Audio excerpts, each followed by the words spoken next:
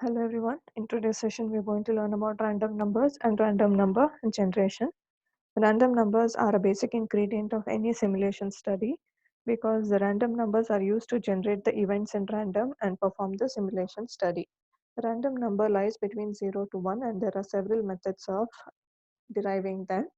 So random numbers have the properties of uniformity and independence. So any method that we use should generate random numbers that are uniformly distributed and are independent from one another. The probability density function, the expected value and the variance of the random numbers are given by these functions. So we'll move ahead to the generation of random numbers. The first technique that we're going to learn is the linear congruential method. So in the linear congruential method, we're going to generate any random number between 0 to m minus 1, we say. And we are generating only the random integers here and not the random numbers. So this is the relationship that we're going to use in order to generate the random integers. X naught is nothing but the initial value and it is called as the seed. So any x of I plus 1 initially start with xi, that is nothing but x naught, which is the seed. A is called as the multiplier, C is the increment, and M is modulus. So the same linear congruential method, whenever the value of C is not equal to 0, is called as a mixed congruential method. And when the value of C is equal to 0, we call that as a multiplicative congruential method. So this is the first problem. Use the linear congruential method to generate a sequence of random numbers with x naught is equal to 27, a is equal to 17, and c is equal to 43. So here in this case, c is not equal to 0, so we are dealing with the mixed congruential method of generation. So the value of m is given as 100. So any integer value which is generated will be between 0 to 99, that is the modulus. So any random number that is generated could be also repeated, will not exceed 99. So it will perform a wraparound since we are doing a modulus of 100. In case we exceed 100 numbers, the 101st number will be any number between again 0 to 99. So we are going to use this relationship in order to first generate the random integer. After the random integer is generated, that is nothing but x of I plus 1, we are going to use Ri is equal to xi divided by m in order to generate the random number which is between 0 to 1. Any random integer will lie between 0 to 99 in this case, and the random number will lie between 0 to 1. So we take up the seed, which is nothing but the x naught 27. So we put it in the formula here. X of first time I is equal to 0.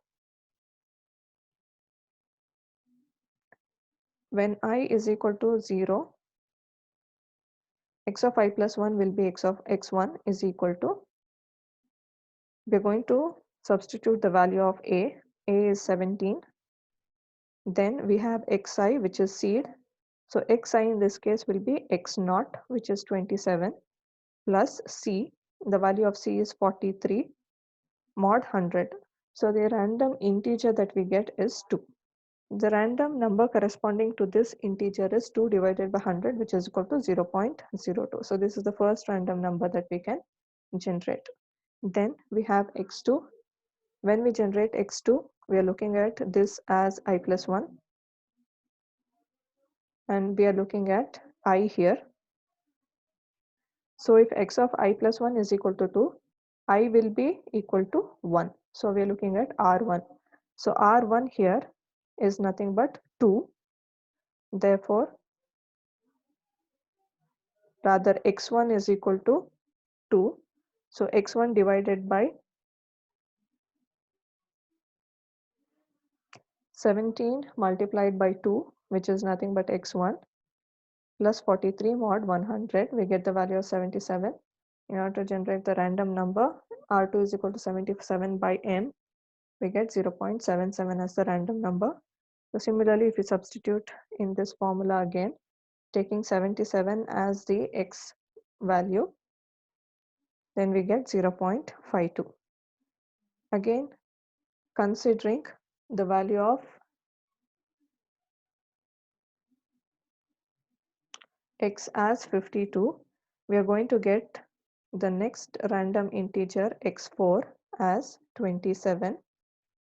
So if we have x4 is equal to 27, it's going to generate the same random number, that is 0.02.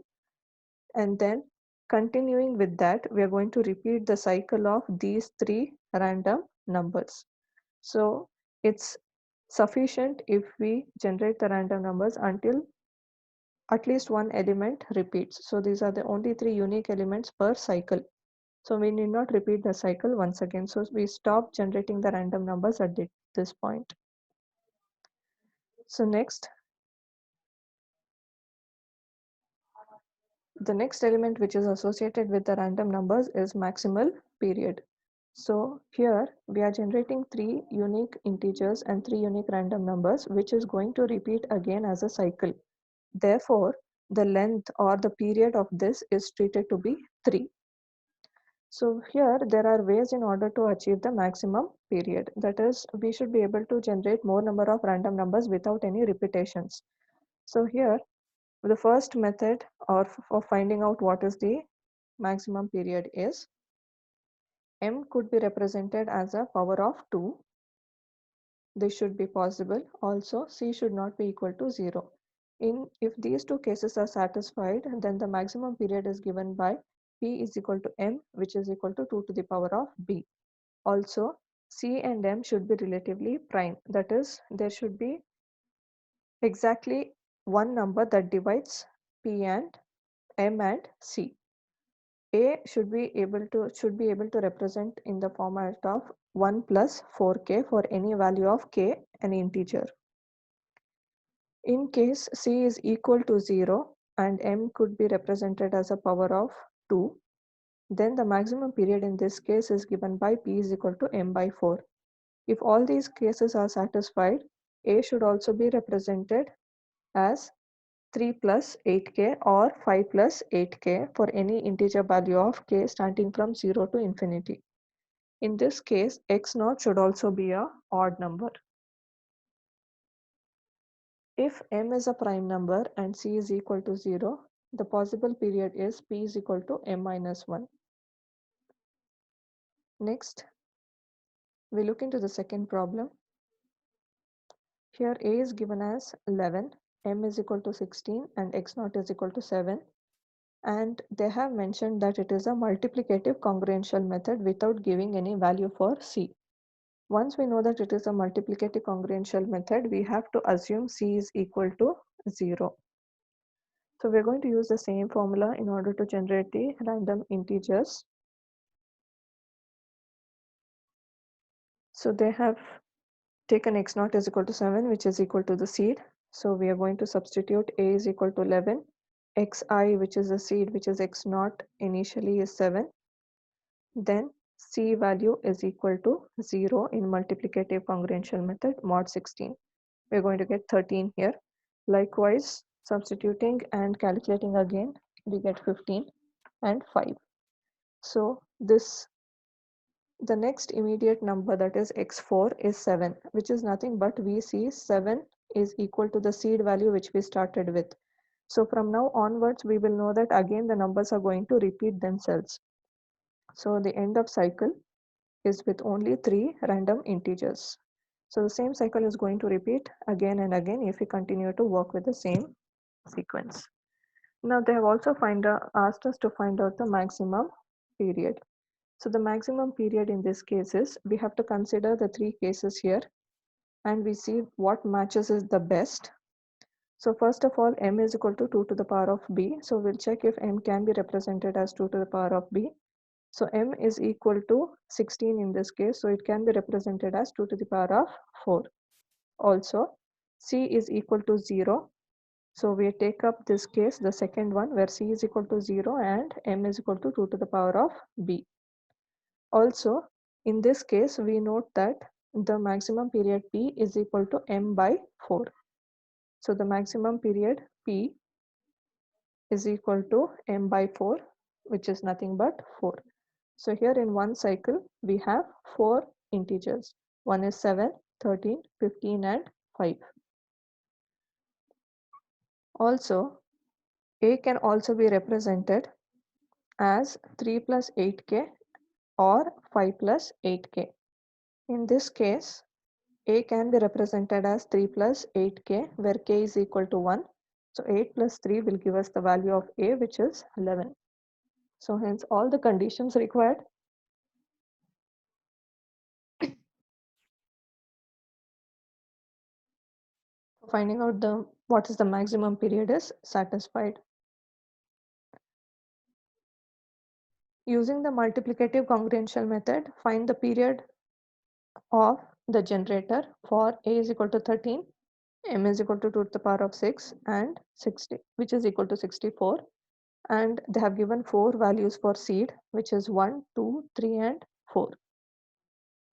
So we know that C is equal to 0, M is equal to 2 to the power of 6. And the maximum period is given by P is equal to M by 4, which is equal to 2 to the power of B minus 2, which is equal to 16.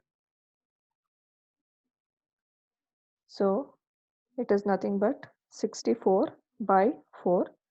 We get the maximum period as 16. So in this case, we see that x naught is odd. Only then we get the maximum period of P is equal to M by 4.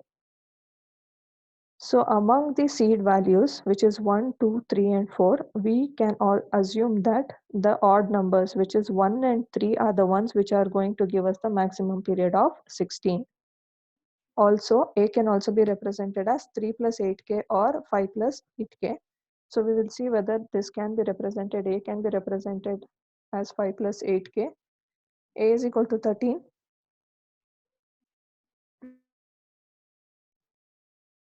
And hence A can be represented as 5 plus 8k where k is equal to 1.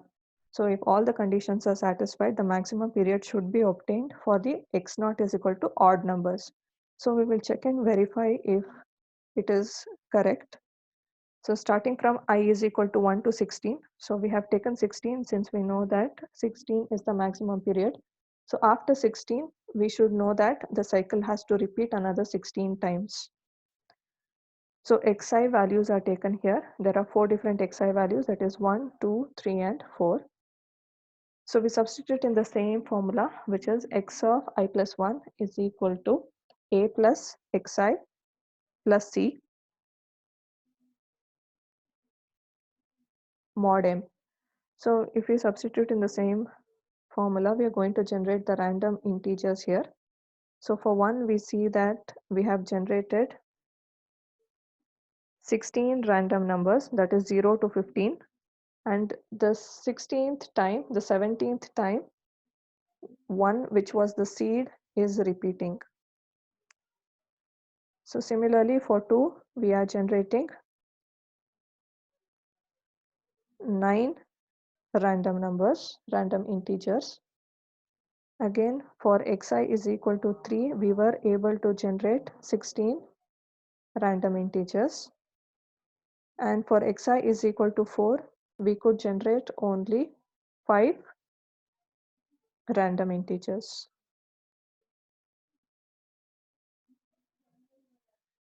Rather, 4 random integers. So we can see that satisfying all these conditions, the maximum period can be obtained only when x naught is equal to odd numbers, that is 1 and 3. So similarly, we have another problem where we're generating the random integers. Here again, C is equal to 0. So it is the class of multiplicative congruential method. So substituting in the same formula, which is nothing but xi plus 1 is equal to axi plus c mod m. So we get certain random integers. So after xx is equal to 27, the cycle has to repeat again starting from x naught value, that is nothing but 63. So this is one of the methods of generating the random numbers which is required for simulation study.